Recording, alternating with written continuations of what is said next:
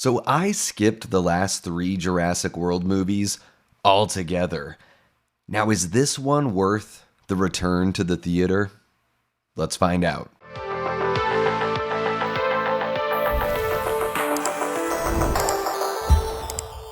Welcome back to the channel, everyone. Davey Deathray here, back with another non-spoiler movie review.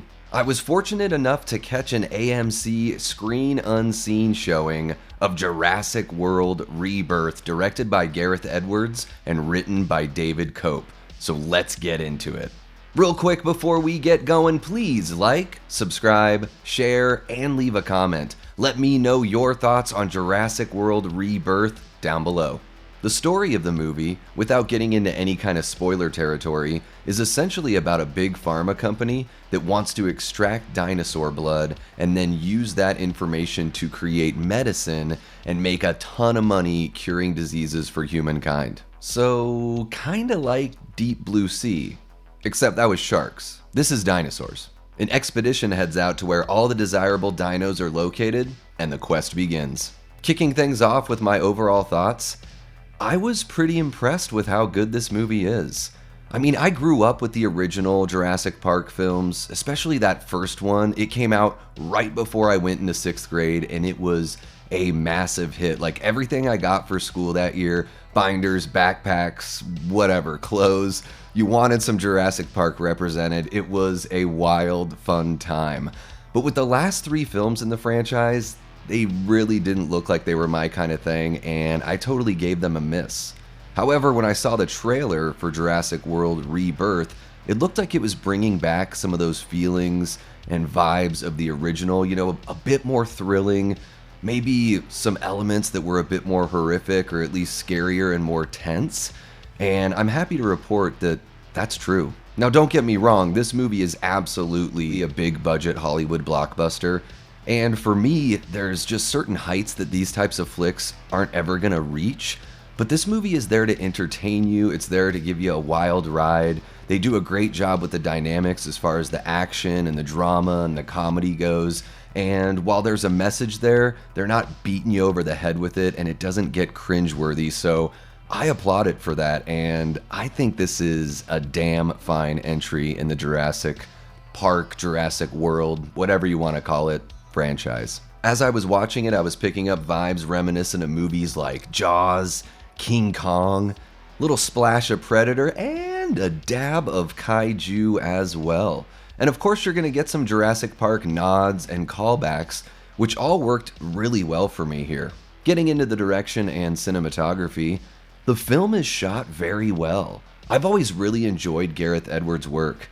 Even though it's a far from perfect film, his Godzilla movie is my favorite out of all the American-produced films, which just seem to get wackier and wackier as they go. And here, with Jurassic World Rebirth, he knocks it out of the park. The Jurassic Park. Terrible. The action is shot well and very well paced. All of the shots of the dinos are really great, and we'll get into the VFX stuff later. But if there's one word I could pick to describe the look and even the feel of the movie, it would be majestic. There were a handful of moments that really captured that childlike wonderment and made me feel something. And I have a cold black heart. When it comes to the acting, this is a massive ensemble cast, and I really enjoyed that element of the film because it added so much to the adventure aspect, and you can up the body count. Having said that about enjoying the characters, though, the acting is just good. It's not quite great. I don't think it really gets to that level, but let's talk about three of our main characters. Scarlett Johansson puts in a solid performance as Zora Bennett, who's kind of like a hired hand. She's seen a lot, she's been through a lot, she's experienced a lot of loss in her line of work, and she's looking for a way out. But as the movie goes on, her character goes through this change where instead of looking for personal gain to get out, she starts to see that maybe there's a greater cause and a greater purpose she can serve. Jonathan Bailey plays Dr. Henry Loomis, and yeah, we get a Dr. Loomis here, which is enough of a reason to talk about the character, but he actually brings a lot of heart to the story. He's been studying dinosaurs his entire life, so he's got this sensitive humanitarian viewpoint, which pretty much makes him the Dr. Grant of the piece, and a lot of the wonderment that you experience comes through his character. Mahershala Ali plays Duncan Kincaid, who's the captain of the boat that you're seeing in the trailer, and he's got a little bit of a history with Scarlett Johansson's character. But what I really love about his character here is that he's willing to sacrifice, he's willing to do whatever he can to help others, and he has a really nice kind of chemistry with so many of the group here, and I think his performance is my favorite out of the whole bunch. Now, when it comes to sound design and music, the sound design is incredible. I mean, I've said it a lot here on the channel. I think that audio is arguably more important than visuals when it comes to film, which is kind of odd because film is a visual medium, but there's no way that you're gonna buy the size and massiveness and weight of these creatures without good sound design. So whether it's the steps of the dinos, the rustling in the jungle, everything going on during the action set pieces, they do such a good job of selling it and really bringing you into that world. And the soundtrack is easy. I mean, they bring in the original John Williams score, so it brings you all the way back to that very first film, and again, it makes the movie feel majestic. And I only remember one needle drop that comes in the last act of the film, but it's very well placed, and that's all I'm gonna say. Okay, now it's time to talk about the visual effects, and they are stunning, especially during the water sequence in the first act of the film. I think it's such a tough thing to get right, but you really feel like these creatures are interacting with the boat, with the people, with everything, and it was easily one of the biggest highlights for me. The creature designs are great, whether it's the traditional dinosaurs we're used to seeing in Jurassic Park, the mutated dinosaurs, right up to the big baddie, which definitely has kaiju kind of vibes, so certainly territory that Gareth Edwards is familiar with, and it comes across so beautifully on screen. Let's face it, if the visual effects don't work in a movie like this, then the movie's not gonna work. But I think the VFX team did a great job at capturing the grandiose nature of the world and the creatures, and they really sell that wonderment that's essential when you're making a film in the Jurassic Park franchise.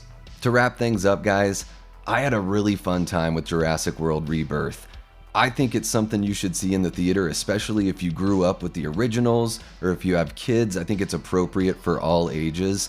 And this movie just impressed me. I didn't really know what to expect because I had missed the previous 3 entries. And yeah, it's a big budget Hollywood blockbuster film, but the characters are very well drawn. I dug their chemistry, and I think when it comes to this kind of movie, they did it about as well as you can. Giving the film a star rating, and I always try to rate these films from the kind of movie they are, I would say this is like a 4, maybe even a 4.5 out of 5. Again, it kind of surprised me, really impressive. I had a lot of fun. Before we head out, I want to give a big thank you and shout out to our Patreon members and YouTube channel members. You guys are awesome. I love you.